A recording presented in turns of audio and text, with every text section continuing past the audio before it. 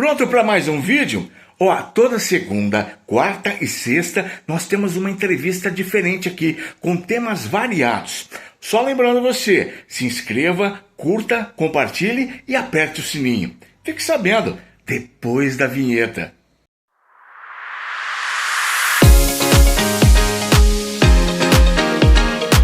Ó, já chegamos aqui, segunda-feira, 13 de maio. O que é 13 de maio, hein? Agora é 12:03.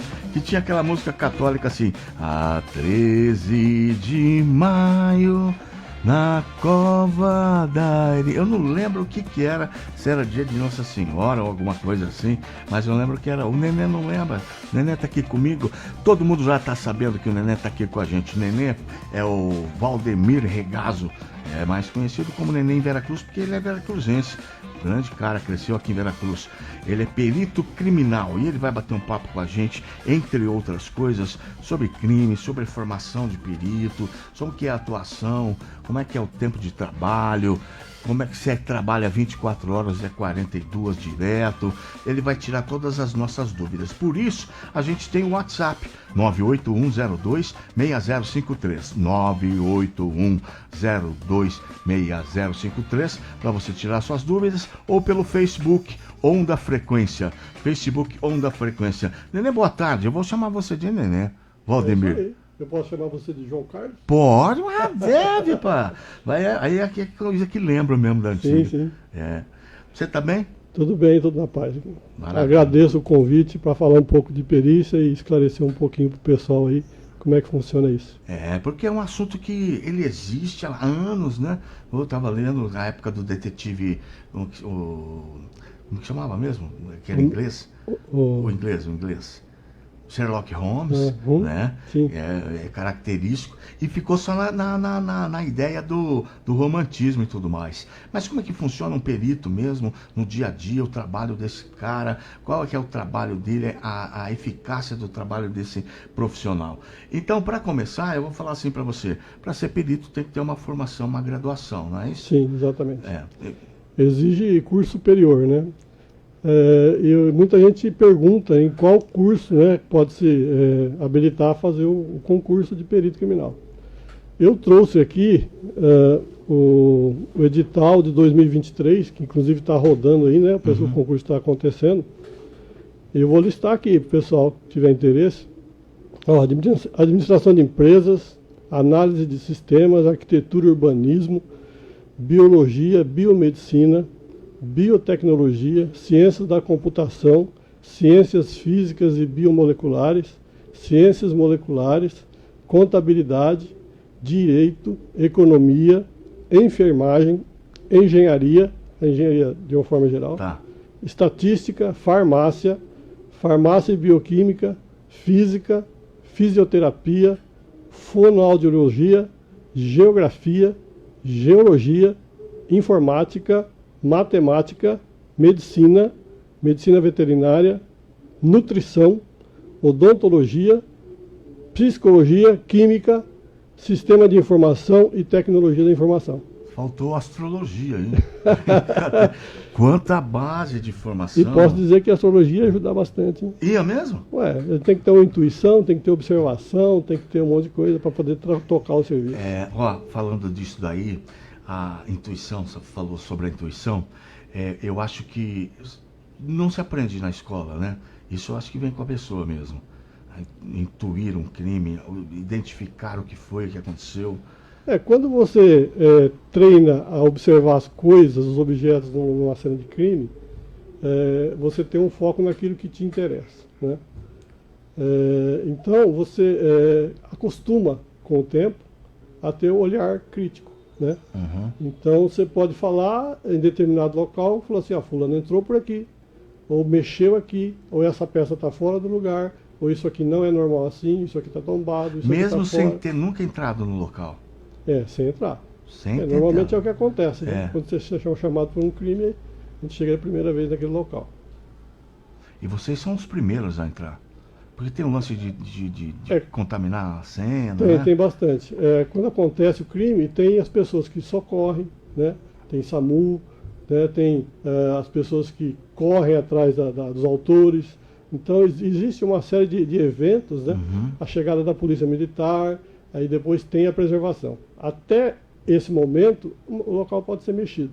Ah, entendi. Mas tem coisa que tem lógica, certo? Então, em determinados momentos, você consegue saber que aquilo ali está fora do contexto, né? Alguém mexeu. Esse é um treinamento que vocês têm, Sim. de observar a cena. A gente tem o objetivo de fazer aqueles levantamentos, né? Então, vou dar um exemplo mais fácil. Você vai atender um furto em residência por arrombamento.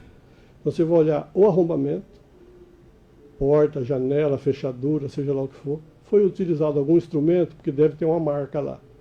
Ou uma chave de fenda, ou o cara cortou, ou pegou uma turquesa e quebrou o miolo da fechadura. Então tem esse modo de operação, e isso a gente registra, né? O uso de instrumento, por exemplo, é qualificador de um crime. É importante estar no laudo. Ah, é? A partir do momento que você entra, você vê um monte de gaveta aberta, roupas espalhadas, né? Utensílios mexidos, então a gente sabe que a pessoa está procurando alguma coisa, então você está vendo ali, de uma forma simples, que houve uma intervenção de alguém estranho naquele local. Já é qualificatório também. Porque há crimes que acontecem, por exemplo, passional, que o cara simula a cena, né? Sim, sim. E aí vai o perito. Já posso contar um caos? Pode, por favor. Eu tô doido para ouvir os causos. Eu fui atender um furto em que a dona da casa informou pra gente, quando a gente chegou lá, que ela tinha R$ 1.000 no guarda-roupa, debaixo das roupas lá, onde ela sempre escondia, e ela foi lá procurar, achou 600. E aí a porta estava arrombada. Falei, estranho, né? O ladrão está com pena da senhora. Né? Deixa a maior parte para ela. E aí a gente foi olhar com calma e a gente observou que a porta ela estava amassada, mas quando você fecha a porta, o amassado que estava na folha da porta não tinha correspondência no batente. O batente estava limpo. Então, se alguém fizesse uma alavanca ali na porta para forçar o batente, ia estar marcado o batente. Tinha contrapartida. Não tinha nada disso. Foi de dentro para fora. Aí eu falei para ela, falou assim, ó, esse amassado aqui foi produzido com a porta aberta. Brincadeira. Então, é alguém que já estava aqui dentro. Foi parente. Depois a gente ficou sabendo, né, que era o marido que tinha pego o dinheiro para poder pagar o boteco ali do lado. Putz! E ele estava lá lavando a louça lá. Que coisa mais escrota, rapaz. Vocês olham como se diz, o delinquente que está no local também. O delinquente, assim, o marido, vocês observam o caso? Olha, a reação dele e tudo mais. Nesse caso aí, a gente não sabia que poderia ter sido ele, certo? Mas ele tinha uma atitude estranha. Eu já estou fazendo pergunta pensando no Monk já. Não, ele já tinha uma atitude estranha. Tinha, então, né? Já tinha noção de que poderia ser ele, né? Mas depois eles se resolveram lá e... 400 para pagar a pinga, brincadeira. Acontece. Acontece. Escuta, você estava me falando aí a respeito dessas profissões que habilitam você a ser perito. Sim.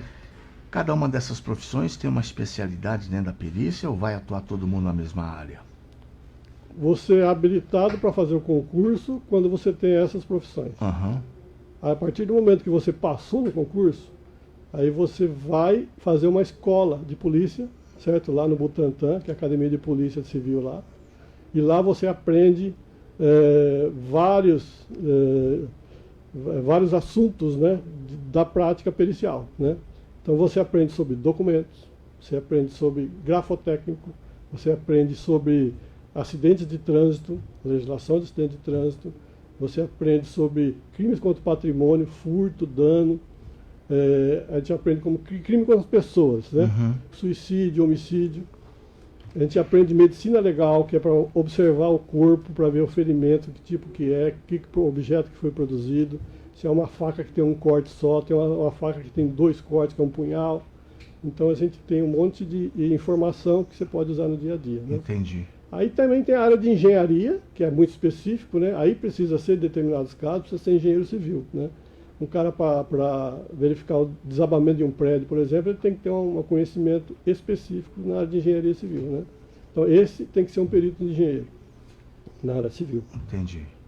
Contabilidade também. Contabilidade tem muito crime de contra a ordem tributária, sonegação fiscal, fraude em licitação. Tem um monte de crimes dessa ordem aí, em que aí sim precisa de um contador, um cara que tenha conhecimento dessa área para poder trabalhar e desenvolver aquela perícia. Entendi. Né, chegar a conclusões lá. Aquele lance de adulterar o combustível, por exemplo, é alguém formado na área de química ou é todo mundo passa por isso?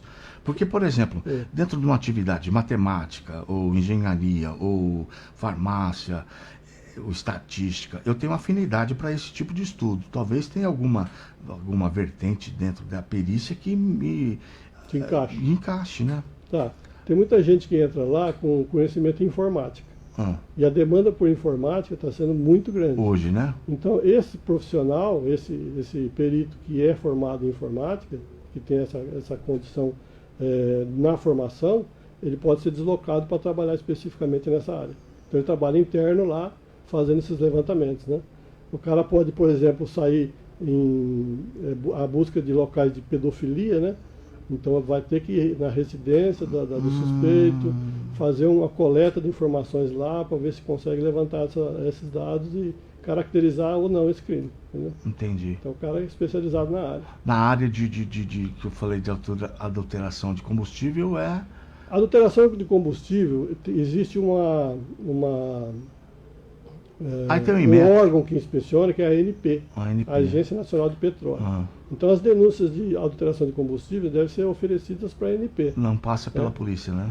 Quando eles fazem a denúncia para a delegacia, certo? A delegacia solicita a coleta desse combustível, né? Da amostragem. Para poder mandar para o laboratório, certo? Mas normalmente quem tem a competência para fazer isso é a ANP.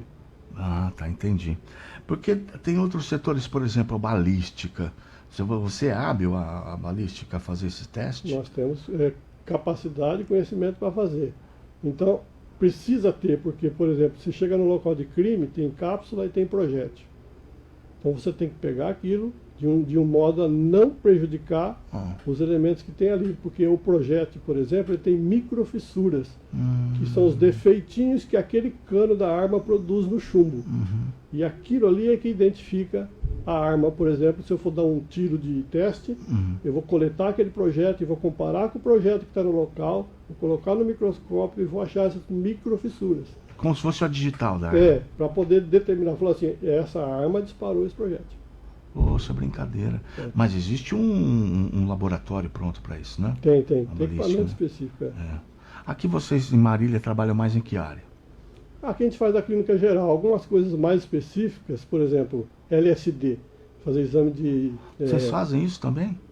Aqui a gente não faz, porque já foi deslocado os equipamentos para Bauru e São Paulo, certo? Então, aqui de entorpecente a gente faz maconha e cocaína.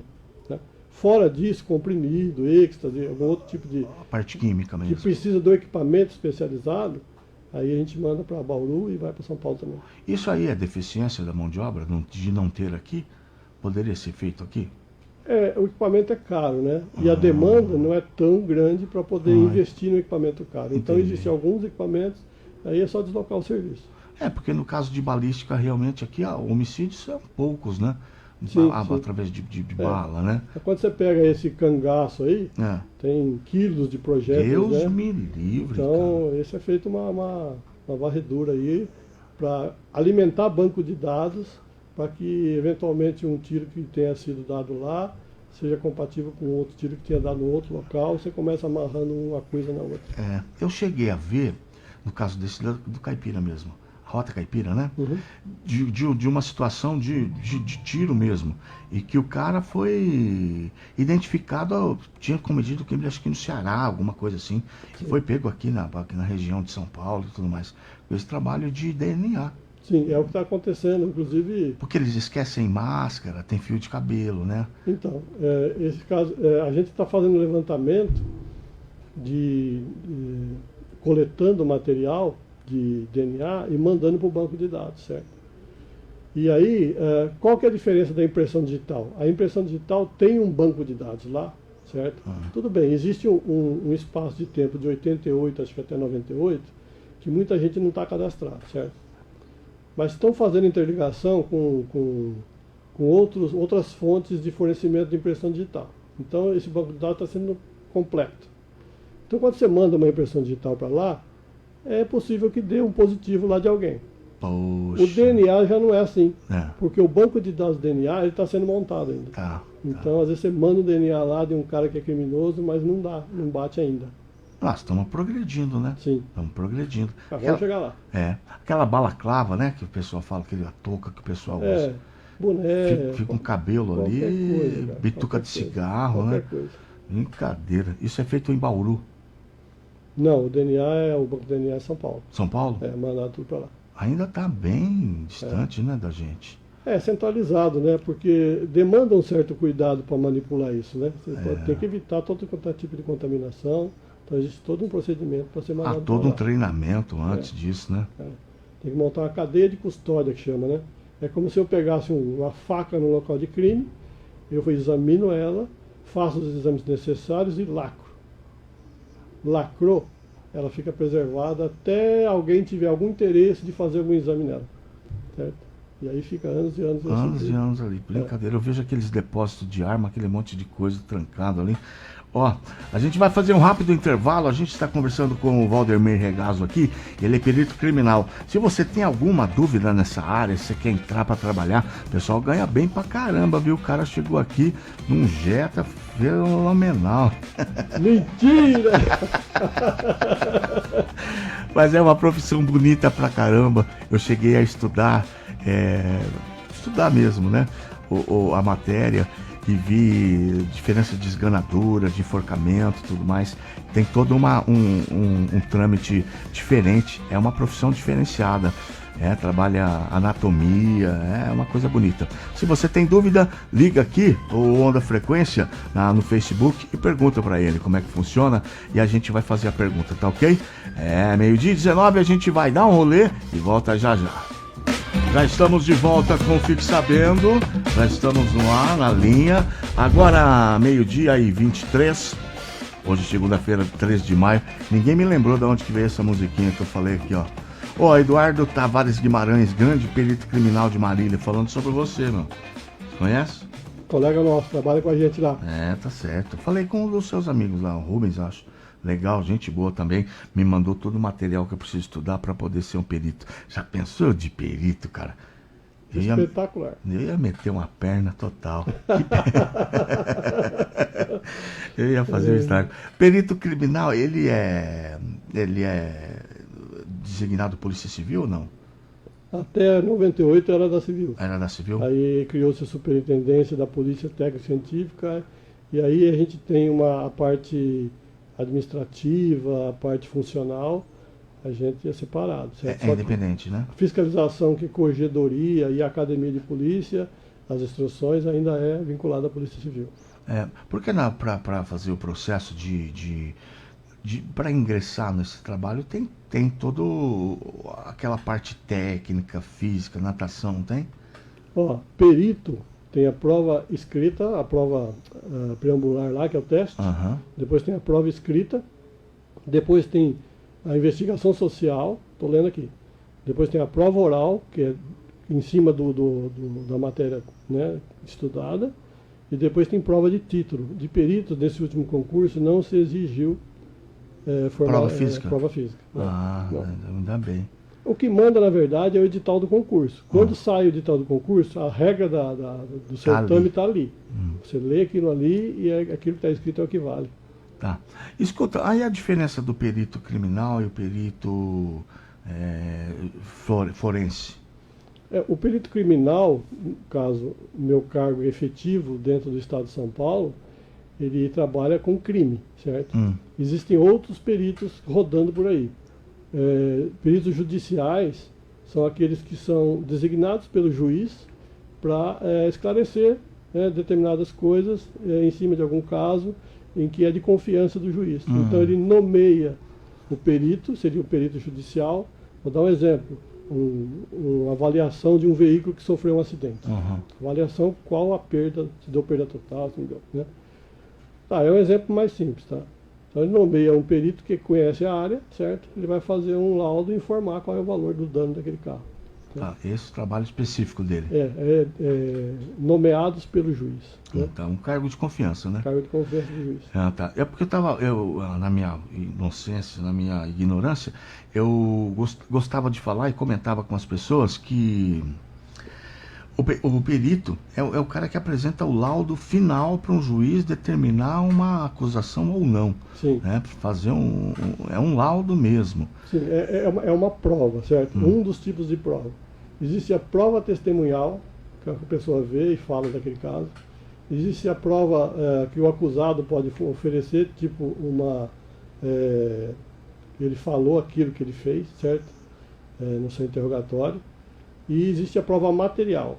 A prova material é a análise que a gente faz dos vestígios que tem no local. A gente coloca tudo isso num documento chamado laudo pericial.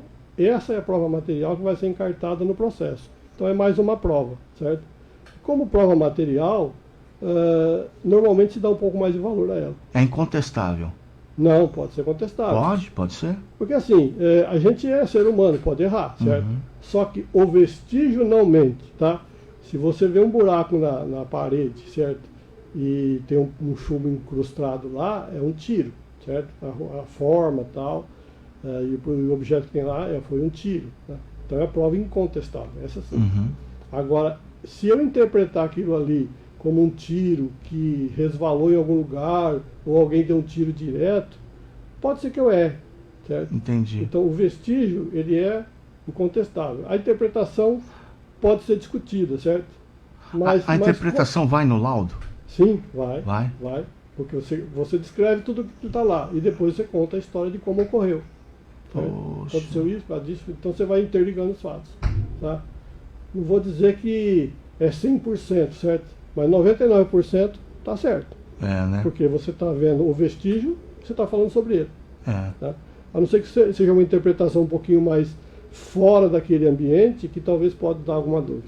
Porque quando se fala que o crime não compensa e sempre dá errado, é porque forjar um crime corretamente deve ser difícil ao olho do perito, né? Porque o perito vai ver situações que o cara deixou escapar ali, não é? Tem coisa esdrúxula, né? Tipo, ocorreu um homicídio e aí o pessoal lá da favela ficou discutindo como é que ia fazer, aí resolveram dar um tiro e jogar uma arma lá no corpo. Só que a arma caiu em cima do sangue que já estava coagulado. Então é uma evidência, claro, que aquilo veio bem depois. Né? E o cara que cometeu esse crime nem imaginava isso. Não.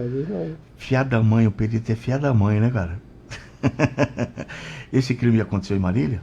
Não, isso aí é uma teoria, né? Tá. Que a gente usa para poder demonstrar. É uma coisa bem forçada, vamos dizer assim, Entendi. né? Bem clara para poder mostrar que é aquilo ali, né? Você pode pegar, por exemplo, uma pessoa que quebrou um vidro na janela para simular alguma coisa e os cacos de vidro caíram para fora. Né? Então, quebrou de dentro para fora. Certo? Ou então você pode verificar, por exemplo, uma série de disparos de arma num vidro. Então dá para você ver pelo trinco, esse foi o primeiro, porque o trinco veio. Esse foi o segundo, porque eu vim, o trinco desse parou no daquele, certo? Poxa. Então você vai fazendo uma sequência. Aí você consegue determinar qual foi o primeiro, o segundo, o terceiro. Isso leva tempo, hein? É olhar, observar e analisar, e leva tempo. Saudade do Monk. Aquele cara é espetáculo, né? Teve um caso, esse de Marília, que eu vi uma fotografia, estava discutindo com os colegas, né? O cara se suicidou em cima da cama. E aí ele teve um tiro único no ouvido. Ele estava com a arma na mão. Só que a arma, o tiro foi dado na orelha do lado direito e a arma estava sendo segurada pela mão dele junto ao ouvido do lado esquerdo. Poxa. Falou, opa, simulação. Como é que aconteceu isso? Né? A gente dizem que a gente fica namorando as fotografias, né? Você fica olhando todos os detalhes. Aí de repente alguém ilumina, aí você vê que o vinco da calça e da camisa está torcido. E aí você monta a história. Ele deu tiro quando ele estava em decúbito lateral, estava deitado de lado na cama. E aí depois do relaxamento do tiro, ele tombou e a arma que estava na mão, pesando, caiu verticalmente. Então ele girou para um lado e a mão e a arma foi para o outro. Poxa, É detalhe, hein, cara? Putz, estudaram esse caso lá? Sim. Brincadeira, se não, a primeiro olho era suicídio e acabou, Tá né? estranho, para e olha com cuidado. Tá bacana, viu? Isso aí tem tudo técnico, né? Tudo estudo, né? Sim, sim. Brincadeira. Tem mais algum caso assim que você tenha presenciado? Ah, tem casos, por exemplo, que envolveu pessoas daqui. De Né? Veracruz? Lembra do Assis, do Foto?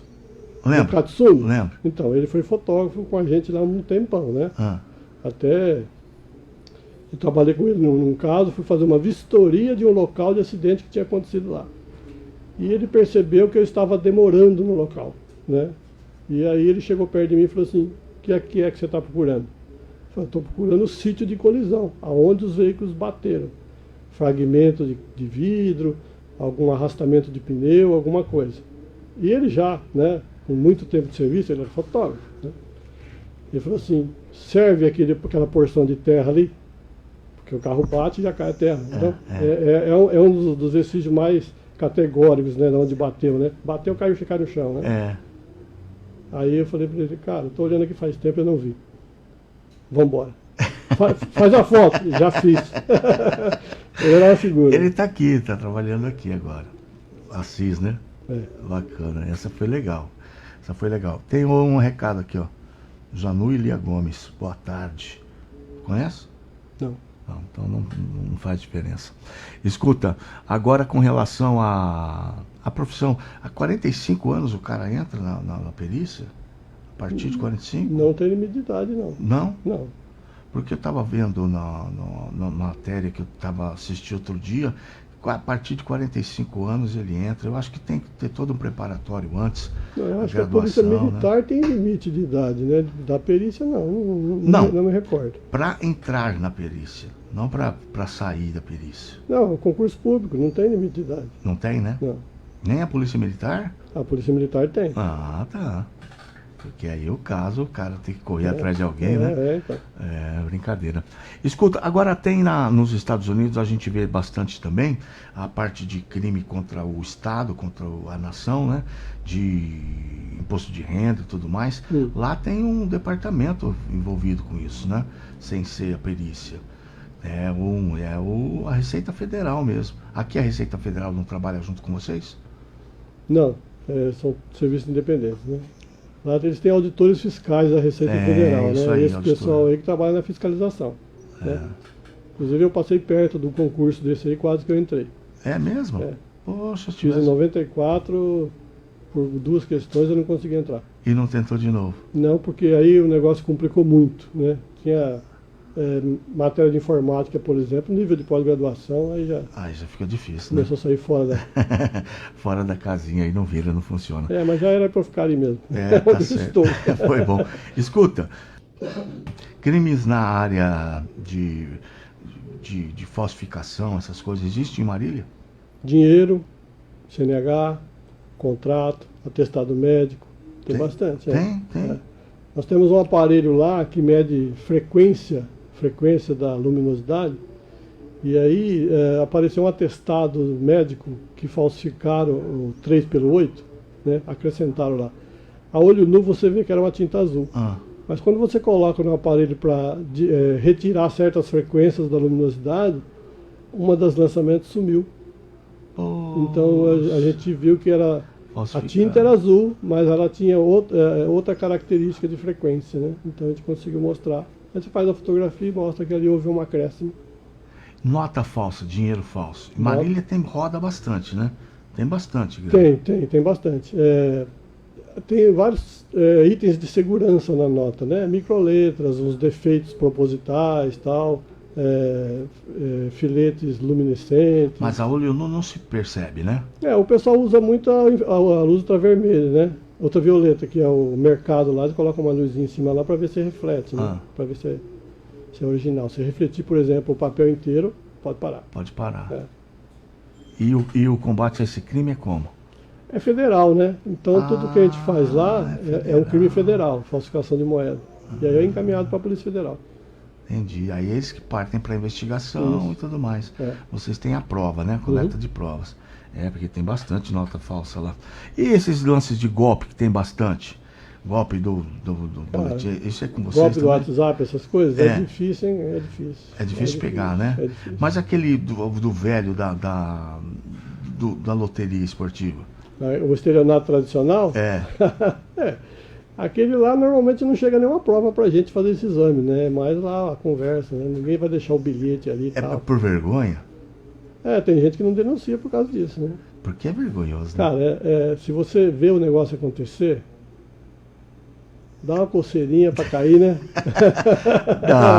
Dá. Se você, Dá. se você tem Não ganância, posso né? criticar as pessoas que caem, porque os malandros eles são artistas. São bem bolados. Artistas. O cara é ator mesmo, É. né? Porque é difícil você entender, eu vou cair num golpe como esse. Esse cara foi burro. Como é que cai num golpe de hoje? Então. Século 2021, 21, Uhum. vai cair, né? Cai sim. Tudo bate-papo, tudo conversa fiada. Ó, vamos fazer um intervalo aqui rapidinho. A gente volta com mais daqui a pouquinho. Com o Nenê para falar sobre. Deixa eu ver se tem mais recado aqui. Tem? Sou esposa do Januário. Oi, boa tarde, tudo bem? Sou a Lia do Boca. Do Boca a Boca. Ozzy, falei com o teu amigo aí no Zap, Valdemir. É isso? Isso. Aí, ó, já teve uma consulta bacana, viu? Ele comentou comigo aqui. A gente volta daqui a pouquinho então com mais. Fique sabendo. Você vai ficar sabendo de tudo aqui hoje. Não vai escapar nada, porque nós temos um perito aqui. Já estamos de volta. Põe o fone aí, né? Ó. Valdemir, pô, fica chamando o cara de neném, parece que o cara é amigo há muito tempo. Brincadeira. Há muito tempo. Há muito tempo. Ó, teu Fábio Álvares é teu chefe? É meu chefe. Tá falando aqui com você, ó. Já aproveita e pede um aumento, besta. Boa tarde, Valdemir é um dos melhores peritos criminais do estado. Um exemplo de profissionalismo e competência que ajudou e ajuda na elucidação de diversos crimes em Marília e região. E você não vai me contar desses crimes? O Fábio é meu chefe e ele é suspeito, que é meu amigo. Mas assim, tem casos que os colegas atendem e aí vem discutir, né? A gente precisa disso, né? Dessa outra opinião, de uma outra análise, né? Então, eles procuram, né, algum lugar que possa te dar alguma resposta e a gente conversa, discute casos, né? Reconstituição, sei lá, alguns acidentes de trânsito que demanda análise de freio, esse tipo de coisa. A gente consegue bater um papo. Faz uma troca, profissional, né? Teve um amigo seu aqui que falou que foi até vítima para você, né? Como é que chama? Foi modelo de... O Luiz Baldiceira, ele é meu, ele tem nome do meu cachorro, tá? A amizade é grande, até chegou nesse ponto. O cachorro é o melhor amigo do homem, né? Meu cachorro chama Baldi, certo? E o nome dele é Luiz Baldiceira. Aí, tá certo. Então, em homenagem a ele, porque todo mundo gostava do cachorro e ele é um cara legal. Aí, o que aconteceu? Teve um homicídio, esse homicídio sem latrocínio, na verdade, né? Sem testemunha. Então, um caso de um taxista que foi morto, o cara levou o carro dele. E aí, de manhã cedo, lá na frente da fazenda, lá estava o corpo. E o corpo era o Luiz escrito. Tá brincando. Complexão física, cara, careca, tudo igual, certo? Tudo bem, né? Fizemos o local do crime, né? O cara tinha dois tiros na cabeça e no peito, oblíquo, da frente para trás, da direita para a esquerda, e um pouco de vidro da porta, né? No chão do carro, porta do carro. A gente fez esse local, até então só tinha isso. Aí depois de uns dias acharam o carro em Campinas, jogaram numa lagoa lá, trouxeram o carro para cá. No carro a gente foi fazer o exame, aquela história, né? O caso meu, eu continuo, né? Então eu fui examinar o carro. No carro eu vi que o vidro estava quebrado e que tinha um disparo de arma de fogo que tinha atingido a porta, passou pelo forro e atingiu a parte interna da porta. Então tinha 2 pontos. Esses 2 pontos eu consegui fazer uma trajetória retilínea para saber de onde veio o tiro. Esse tiro ele veio mais ou menos da região do toca-fita ali, do porta-luva, na direção do motorista, né? Bom, beleza, mais um exame. Aí depois conseguiram pegar o cara. O cara estava dentro do carro? Não, a investigação foi, e aí descobriram quem é que tinha pegou o táxi aquele dia e tal, e chegaram no cara e prenderam ele. A versão dele era a seguinte, que ele tinha descoberto que o taxista estava saindo com a esposa dele, e ele foi, né, tirar a satisfação. Só que quando chegou lá, o taxista estava com a arma e tentou matar ele.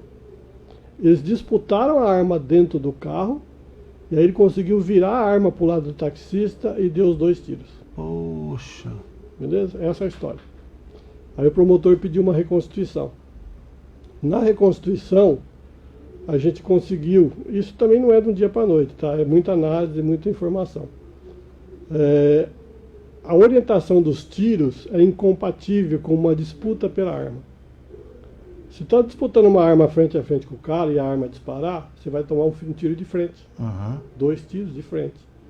E naquele caso, ele tomou o tiro da direita para a esquerda e atingiu a testa e saiu na cabeça. Outro atingiu o peito e saiu atrás do braço, na escápula. Então 2 tiros com ângulo, lateral, nada de frente. Então a ideia é que o taxista tomou o tiro, ele nem viu de onde veio. Porque ele estava olhando para frente. Né? Então a gente conseguiu aí passar alguma informação para a promotoria de que a versão dele não era compatível. Além, a gente fomos além. A gente pegou o revólver e fizemos vários testes com o disparo da arma para verificar qual é a dispersão dos gases ali na região do tambor. Colocou aqueles filtro melita, né? Aqueles filtro de café na lateral da arma e demos vários tiros. E houve impregnação em todos eles. Então, se aquele tiro tivesse sido dado ali, daquele jeito que o cara falou, a impregnação da mão do taxista, que a gente fez o exame do corpo e não tinha nada na mão dele, teria impregnação de fuligem de disparo. Então são 2 elementos importantes que acabou derrubando a versão do cara.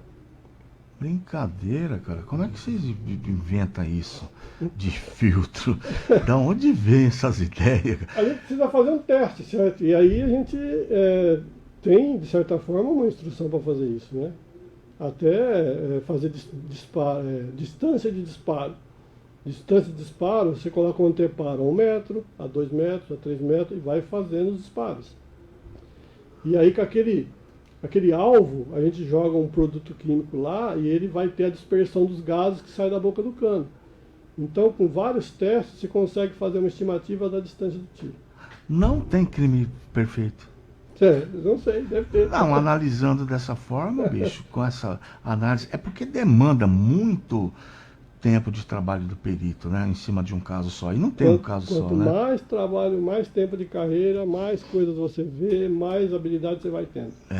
Sim. Mas, por exemplo, em Marília, sei lá, você tem 20 casos diversos, né, não só homicídio. Mas um trabalho desse você tem que enfiar a cara 1 mês, mais ou menos, de estudo, de análise e tudo mais. Tem casos, por exemplo, que vira norma técnica. Eu atendi um caso, esse não é norma técnica, mas é um caso interessante que aconteceu em Marília. Uma senhora caiu do 8º andar do prédio e na análise que a gente fez, ela estava limpando a casa em cima de uma cadeira e ela estava tentando abrir a janela. Janela basculante, com uma folha só que abre para fora. E aquela janela, ela ficava presa no batente. Presa. Só que a partir do momento que ela saía do batente, ela ficava livre. Então ela empurrou. Quando saiu do batente, ela abriu de uma vez. Ela foi junto. Poxa vida, hein? Para surpresa minha, depois de uns 3, 4 anos, passei lá, o prédio inteiro, com janela nova. Tudo lacrado. Janela nova, trocaram todas as janelas. Brincadeira, cara. Brincadeira. Ó, você estava falando aí para mim a respeito da formação também, de que não precisa ter a graduação. A perícia tem perito, fotógrafo e desenhista, certo? O perito precisa de curso superior. Fotógrafo e desenhista é curso médio. Né? Quem fez até o colegial pode se habilitar em fazer o concurso. Tá? Esse tem a aptidão física, né? Mas assim, o desenhista, ele vai trabalhar instruído pelo perito, né? A gente faz um esboço de algum croquis, de algum desenho que precisa ser feito, ele faz. Né? Não é só o retrato falado? Não. A cena do crime também? Na verdade, por exemplo, se eu pego um acidente de trânsito, o carro bateu, escorregou, foi 200 metros, 100 metros para frente, a fotografia mostra até a uma certa distância, né? Então você mostra detalhes e tal, você vai autenticando aqueles vestígios. Só que o desenho não, o desenho consegue mostrar tudo, né? Ele faz um rigor métrico também, mostra tudo, mostra as distâncias entre uma coisa e outra, certo? Então todos esses elementos você coloca lá. Então o desenhista faz isso. O fotógrafo, ele autentica o vestígio, né? Ele mostra aquilo, onde está, como está, quais as características daquele vestígio, qual a impregnação que ele tem, né? Então, por exemplo, o cara foi atropelado por uma motocicleta. Aí a gente vai fazer o exame, a gente faz uma fotografia geral, depois a gente vai no detalhe. Lá na manopla da moto tem um tecido branco. Aí você pergunta para a pessoa, você atropelou um enfermeiro? Uma pessoa que estava com a roupa branca, a pessoa se espanta, né? Mas é verdade, é um vestígio que está ali que a gente interpreta. Brincadeira, viu? Mas agora, para ser fotógrafo, o cara tem que ter estômago, né? Para ser perito tem que ter estômago, né? Tem que gostar realmente da profissão. Porque na aula de anatomia já é bem, né? Você dividir um cérebro para lá e para cá, você vê a esganadura, vê se foi enforcamento, se foi, né, essas diferenças todas que tem na área do falecimento, da morte de cara. Então, mas assim, a gente tem uma informação técnica, você está atrás de elementos para provar a sua teoria, ou então provar aquilo que foi dito para você, o enforcamento. Você vai ver isso, né? Enforcamento geralmente é suicídio, né?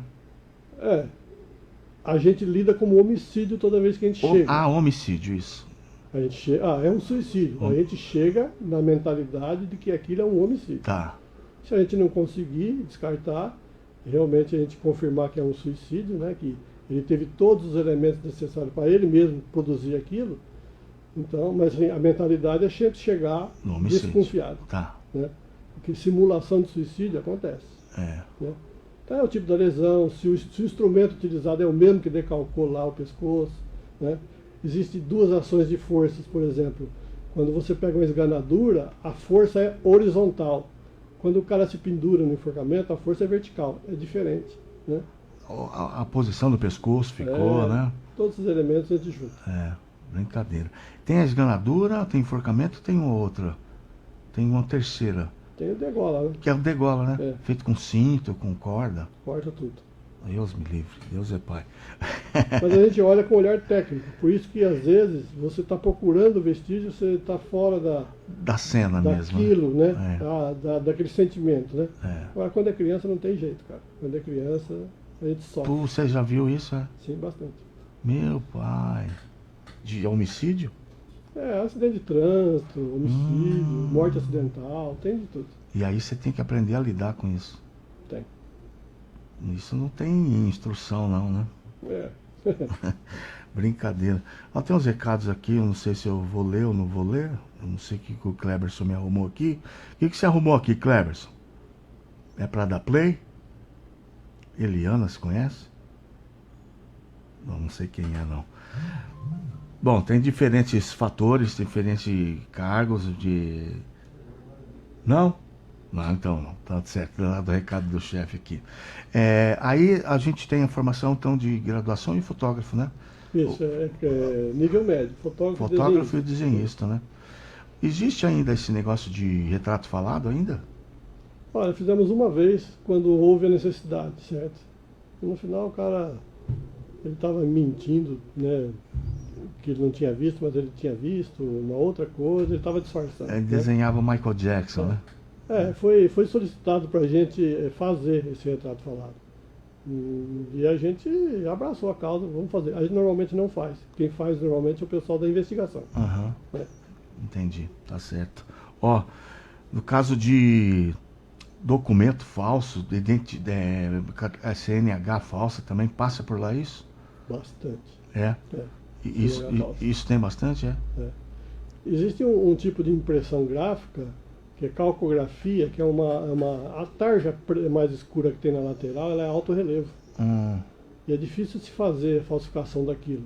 Tanto é que é um item de segurança porque é difícil de fazer. Então é tipo uma conchinha cheia de tinta que é feita a impressão daquilo, né? E aí fica aquele alto relevo. E o pessoal simula, né? Eles fazem a imagem em baixo relevo, passam uma lixa, ou então enruga aquele papel. Aham. Às vezes fica mais perceptível, né? Mas tem falsificação boa. Tem, é. Tem. Porque no caso de um policial numa batida de trânsito comum, é difícil dessa identificação, né? Até policial rodoviário federal. Eles têm prática, assim, viu? Tem? Tem. De Às vezes olhar, você pega já- na mão e já sabe. Ah, Já. entendi. O A textura do papel, né? O papel de segurança, que é o papel moeda, Ah. né? Ele é diferente do papel comum. Porque a gente vê com um partido aí, PCC e tal, todo mundo, documentação falsa, identidade falsa, o cara tem outro nome, tem outra documentação. Como é que circula por aí com isso? Mas aí o cara não tirou do plastiquinho, então. Hoje está piorando, né? Porque é tudo digital, né? Ah, Hoje está tá, ficando mais difícil. tá. E esse papel né, consegue fácil. Sim, tem. Além de ser o papel que pode ser falsificado, Ah. existe muito furto de espelho, que é o documento em branco. Ah, E aí o cara só preenche e está rodando, entendeu? Então- Aí precisa, além da fiscalização do papel, da análise, fazer o confronto com os dados que tem lá. Então pega o número, pesquisa no sistema para ver se bate, se não bate. Nossa, aí é demorado demais. É. Então tem gente interna envolvida nisso. Não, às vezes é furto mesmo. Às vezes tem depósito na Ciretran lá de documento e aí o cara entra lá e rouba, né? Brincadeira, olha como é que nego ganha dinheiro, rapaz. Tem. Com falsificação de Mas documentos. hoje está virando tudo eletrônico, né? Então isso está diminuindo bastante. Está Tá diminuindo pelo a controle. falsificação? É, É. tá. É, porque a carteira hoje ela vem digital, né? Sim.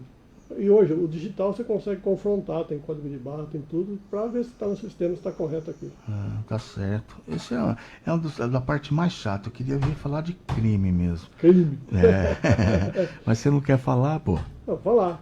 Teve um furto que aconteceu no Aquário de Marília. Naquela época eu morava aqui em Veracruz ainda. Ah. E aí o fulano mordeu uma maçã. Falei, vou fazer o que com essa maçã? Lembrei do Edson aqui, o nosso dentista, Aham. eu trouxe para ele. Cara, ele fez o molde da mordida, Da mordida do cara. cara. Eu disse, nossa, eu tô com uma evidência aqui, ó. Você tem que sair na rua e fazer os caras dar risada. Entendeu? Pra ver se consegue identificar. Ele conseguiu fazer o molde. Ele faz trabalho de perícia para a USP, né? Pô, eu não sabia O disso, Edson, doutor Hélio. gente boa. Aqui em Veracruz teve o filho do alfaiate aqui, tem um alfaiate aqui perto do Bradesco aqui, Ah.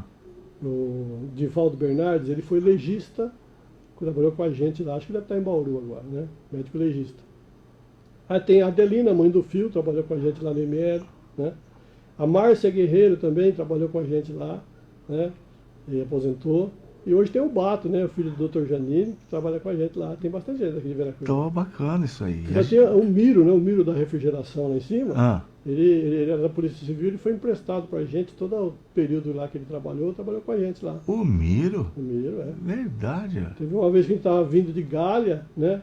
Atendendo uma ocorrência lá, e tinha um furgão na nossa frente na rodovia, Ah. ele estava saindo fumaça na roda. Aí a gente olhou lá e falou, o que será que é aquilo lá? Falei, o cara tá andando com o freio de mão puxado. Aí assim, a percepção da coisa e o entendimento de como funciona, certo? A gente parou do lado, não precisou nem estacionar, a gente foi do lado com a viatura, abriu a janela, o cara abriu lá também e falou assim, ó, solta o freio de mão. Aí você viu o cara dar uma balançada assim, que ele estava lá e realmente estava puxado. Brincadeira, né? Cara. Bacana, Tem viu? essas essas passagens aí. Teve um com a Márcia Guerreiro, que ela atendeu um caso de Pompeia, que o delegado pediu qual era a velocidade da curva. Né? Tem uma curva lá em Pompeia, teve um acidente com uma viatura da Polícia Militar. Aí ele pediu para determinar qual é a Análise, velocidade da curva. Aí nós temos uma forma física lá, que é de velocidade crítica de curva. De velocidade crítica de curva, você faz as medições, joga na forma, te dá o raio da curva, você joga na outra forma, te dá a velocidade crítica. Qual que é a velocidade crítica? É a velocidade que o carro consegue fazer a curva sem Sem perder a acidente. estabilidade, sem escorregar, certo? E aí a gente fez a conta, deu 45 por hora. Aí nós estávamos com outro motorista lá, o Anésio Bife, e o Bife falou assim, vamos testar? Eu falei, vamos testar então. A gente parou o trânsito, falou assim, ó, é 45 que o nosso carro. Você vem a 40 com cuidado, certo? Se der, deu, se não der, você aborta a missão, certo? Aí ele veio a 40 e ele fez a curva a 40, a gente ouviu O pneu cantando. o chiadinho do pneu. Então o nosso cálculo estava correto. Ah, poxa, brincadeira, hein? É. Nossa, vocês atuam em diversas causas, né? A Sim. gente não faz nem ideia de onde vocês mexem. Tem uma coisa que é complicada que é gás. Gás. Gás de cozinha? Todo tipo de gás, né? O cara cai no poço, lá tem monóxido de carbono, o cara morre lá. Aí vai o outro socorrer, morre também. Aí vai o outro ajudar, morre também. Né? Porque o monóxido de carbono ele entra na circulação substituindo o oxigênio. A pessoa vai ficando mole, vai ficando mole, vai ficando mole e acaba falecendo por asfixia, por falta de oxigênio. Então, a gente teoricamente sabe, nesses locais mais confinados, ele não pode entrar. Se o cara morreu lá, porque tem alguma coisa estranha lá. Né? Brincadeira. Estamos chegando ao fim já, viu, Odemir? Já foi. É, rapidinho. E se tinha parte química, toda a parte, né, que também... Química a gente usa para fazer exame metalográfico de veículo, para levantar o número de chassi, está adulterado, e exame entorpecente, né, praticamente, né? Cocaína e maconha. Aquela época do roubo de toca-fita, você estava como escrivão já ou perito?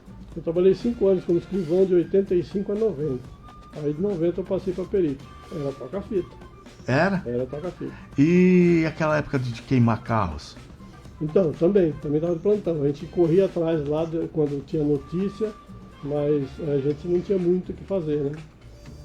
Tem uma teoria do incêndio, né? Eu acho que acabou não sendo aplicado lá, mas era interessante nesses casos de casos consecutivos, né? O cara que põe fogo, ele não vai embora. Ele quer ver o fogo. Ah, ele quer ver o fogo. Então, se você tivesse uma câmera ali e filmasse quem deu os espectadores, pois é. poderia ter achado. Hoje seria mais fácil, né? Hoje tem câmeras, né? Hoje todo mundo filma. Hoje não dá pra fazer mais, não. Eu achava que... Eu era repórter nessa época.